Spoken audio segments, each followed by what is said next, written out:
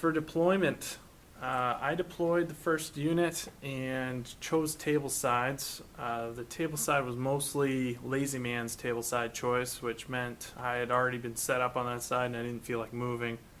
I went for a strong center to try to take that building. I originally thought that it'd be better to send in my big unit of Flesh Hounds and my BSB to charge the building first turn and try to drive those warriors out. I ended up changing my mind, and I instead put in the Bloodletters. I think, in retrospect, that was a huge mistake. As the Bloodletters just did not have enough attacks to take out those Tzeentch warriors, and with the Fleshhounds, I would have been doing double the amount of Strength 5 than I was doing. On the far left, in the picture, I've got my Flamers, and on the far right, I have my Fiend and my Furies, and I scouted up my Nurglings. All three of these far right flank units were meant to take out that Hell Cannon. So in my mind, as flawed as this may be, I thought that the Bloodletters were going to be able to take out the Warriors of Tzeentch, and the Fleshhounds were going to be able to hold off the Knights for the whole game. Of course, I ended up being wrong about that, as you'll see. I actually won the roll for the tower, and I had placed my 14 warriors of Tzeentch in there with the blasted standard. I figured that they would be a pretty big target for the shooting and for spells, so they were the best choice for me. Unfortunately, I couldn't use them as a bunker, so I wound up placing my Sorcerer Lord and the BSB in the unit of Marauders. The hero on the Steel Knights on the far left to try to advance up the left side and cover the tower. The Khorne warriors with the halberds and shields were going to advance up the right side.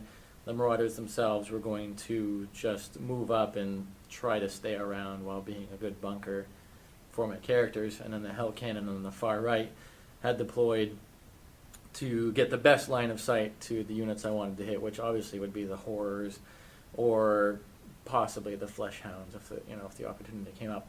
The big problem that I was facing is that those Nurglings are a huge threat to the Hell Cannon with the poison attacks, so I was quite worried about that. The mystery terrain the Khorne warriors were in ended up being a wildwood. It wouldn't really play any effect in this game whatsoever since I moved out of it after the first turn. And I failed to roll a 4 to wound you on that first turn, Right. so... So it was a good use of one of my new tokens. So I think that worked out there.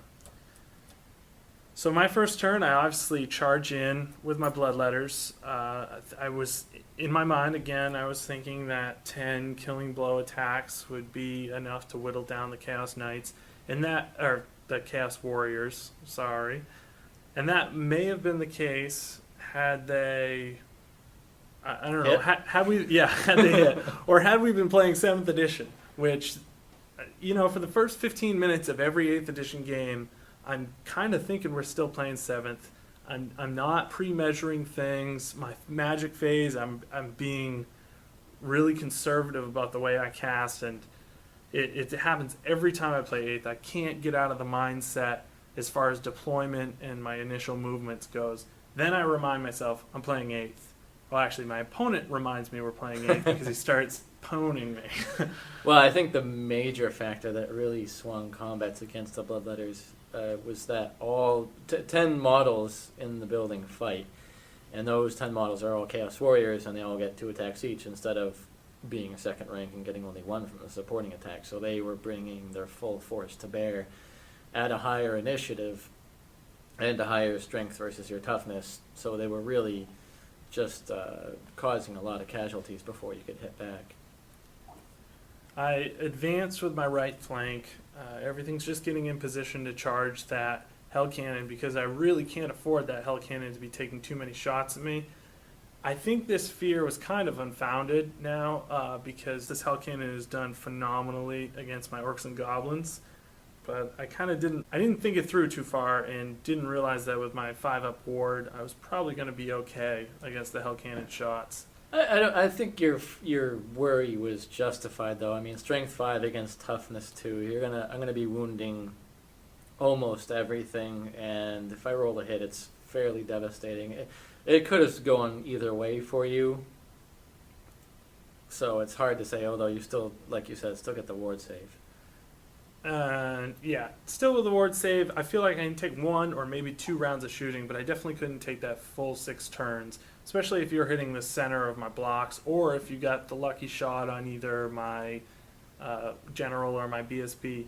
When it's under the hull, it does D6 wounds for the hell cannon, right? Yes. Okay, so yeah, that could definitely ruin my BSB real quick, and that's a lot of points.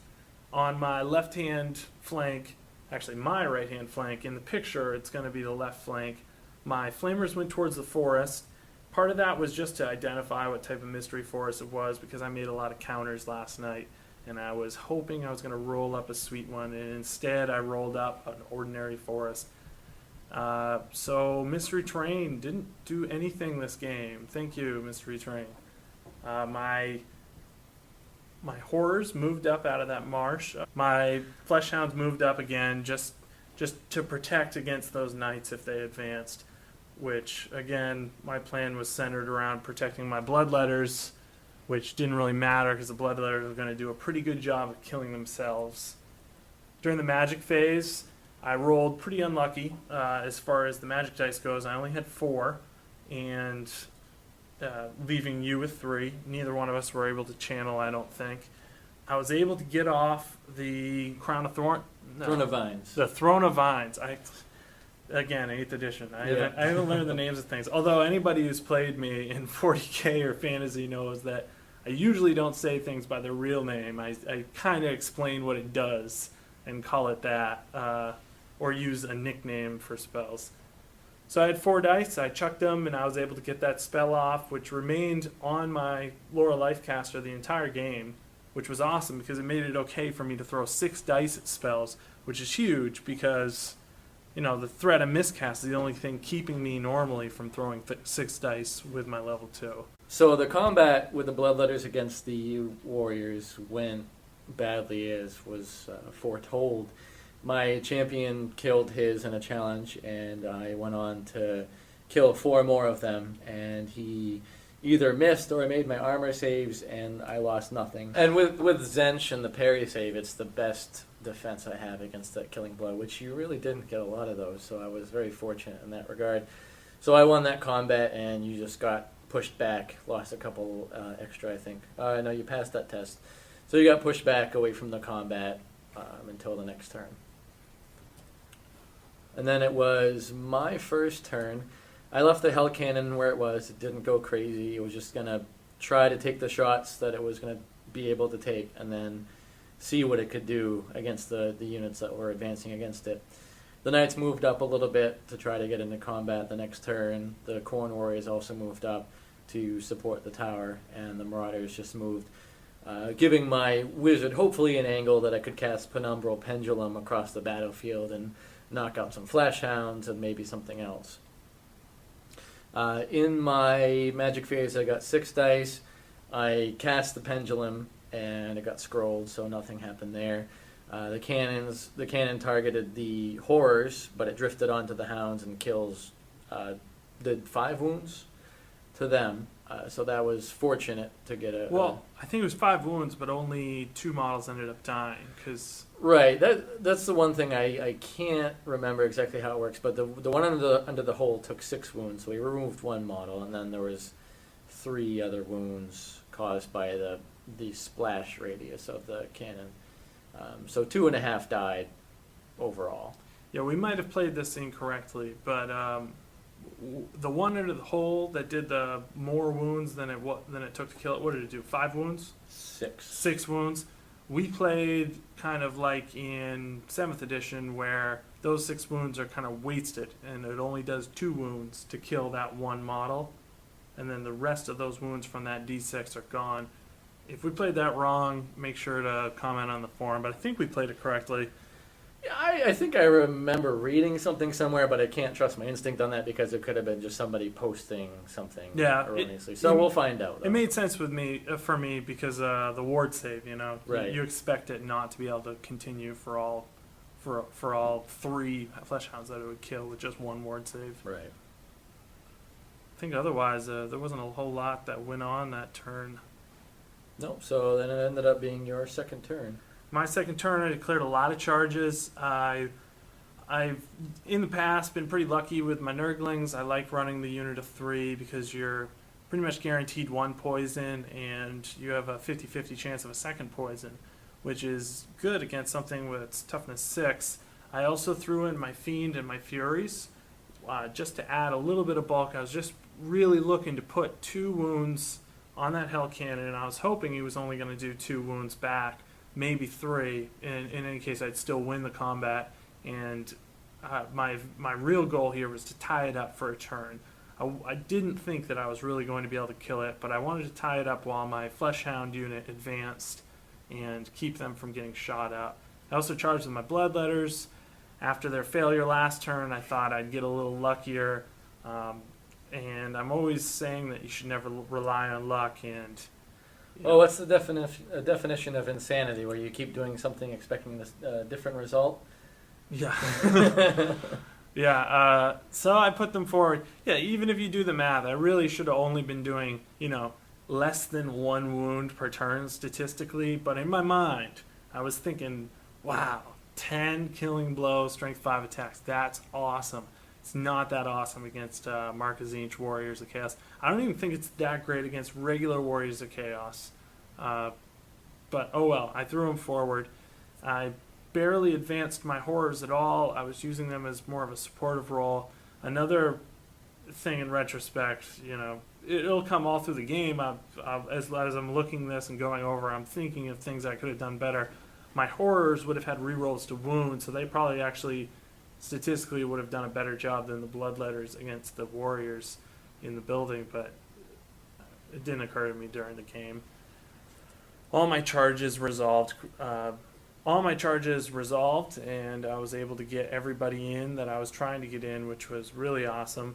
I didn't really need to roll that high on any of them other than the Furies, though, because everybody was pretty close. When we rolled up the Bloodletter combat, I was really happy because this time I had put 2 wounds on him and a killing blow, and I was very excited because he had done very few wounds that turn, and I was thinking, yeah, this is my turn to win this. This is perfect. I failed my armor saves, but I made 3 parry saves on 5+.